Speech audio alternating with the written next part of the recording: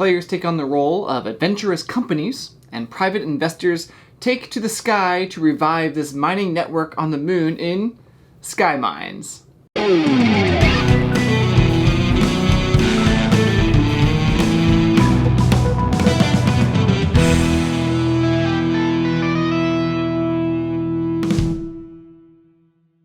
Thank you for joining me today at Tantrum House Studio D. I'm Kevin Delp. Skymines is a card programming hand management game for 1 to 4 players that takes about 2 hours to play. It's published by Pegasus Spiele. They gave us this copy to review. So let's dive in. There's a double-sided main game board. The moon side has a place for the corporations to expand, research plans on the top right. The bottom has a place for the cards that you'll be able to gain during the game. There's also spaces to place bonus markers at the top and bottom of the board. The game comes with 5 company tracks that are double-sided. Players have a double-sided player board. You'll track your helium, a place for those research plans. At the beginning of the game, you only have 3 slots open to play cards. You'll be able to open the other 2 during the game. Here's a quick overview of gameplay. Skymines is played over 7 rounds. A round has 3 phases to it. The planning phase, this is where you play cards from your hand onto those open slots under your player board. This is all done simultaneous. Then comes the action phase. In turn order, players will take 1 action at a time until players can't take any more actions. I'll talk about those a little bit more in a minute. Then you prepare for the next round. After the 7th round, you'll count up endgame points to see who wins. There are 4 main ways of getting points at the end of the game. Points for money you have, points for the value of the shares you have in each of the 4 companies, where your track marker is on the helium track, and where it's on your research track.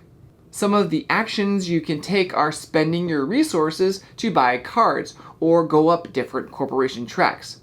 The farther you go up the tracks, the more shares you'll have in those corporations. You could spend all your energy to move the company outpost onto the board. This will increase the value of that company, thus increasing your value on the shares you own. Bonus markers allow you to take actions on the main board and on some of the tracks where you see the red parentheses. At the top of the main board, that's for having majority of different things. At the bottom of the board, you get stuff. A lot of those items are for you to use in the next round. You're just claiming it now for use later. If you want more in-depth videos on how to play or playthroughs, then check out our friends Paul Grogan over at Gaming Rules, and Stella and Targ have one with Meeple University. For this review video, I'll talk about theme, gameplay, replayability, quality, player count, and player interaction. And lastly, who I'd recommend this game for. Okay, first, theme. You may or may not be aware that this is actually a game that is a re-implementation of another game called Mombasa. That game was set in 18th century Africa with trading posts. The theme is now set in space, with companies expanding their presence on the moon. I think the new theme works. There was at least one rules tweak that I know of in Mombasa. I believe you had to move cards from the lower part of your board to the upper part that you had and keep them in the same column. But in Skymines, you still have to move them up, but you can sort of do it in any order, which I really like. Now you can make it harder and go back to the Mombasa way. You still have to keep 1 card placed per column, but this change gives some added flexibility. This actually dovetails with the next topic, gameplay. I love how the card management works in the game. The simultaneous planning phase keeps the game moving, and determining what cards to play compared to what your opponents might play is an important and strategic part of the game.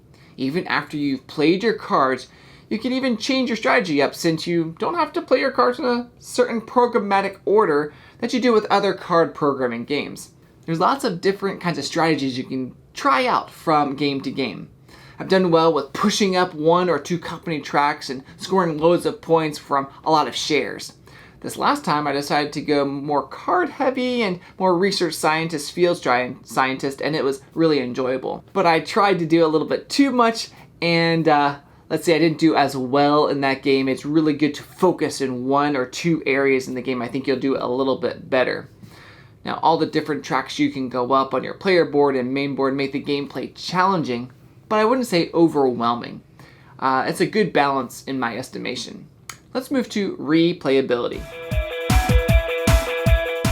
I think this game has a lot of replayability. The different company tracks add some of the biggest variation from game to game, but there's also a backside to the player boards and a main game board that is called the belt side, placing outposts on asteroids and using shuttles on flight paths between those asteroids. The rulebook details 4 or 5 what they call chapters to a campaign, but it's basically different modules that you can add or take away from playing Skymines. The rulebook is well laid out and makes it easy to understand how to play the game. Next up is quality.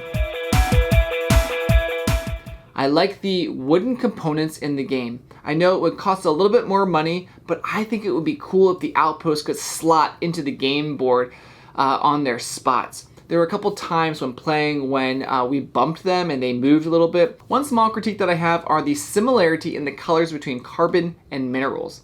It's nice that they have different designs, but I think it would have been better if they could be a little bit more easily distinguished color-wise.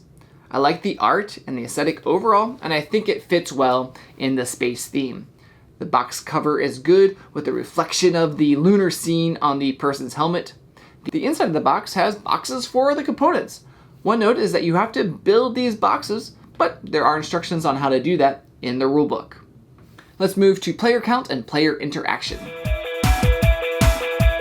I played this at lower and higher player counts. I personally like this at the higher player count.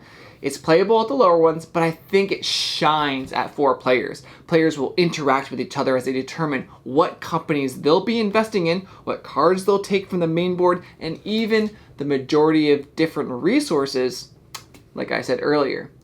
For instance, I could have a majority of energy, but if I use my energy on a turn, someone else would then probably have majority in that energy if they had unused energy cards.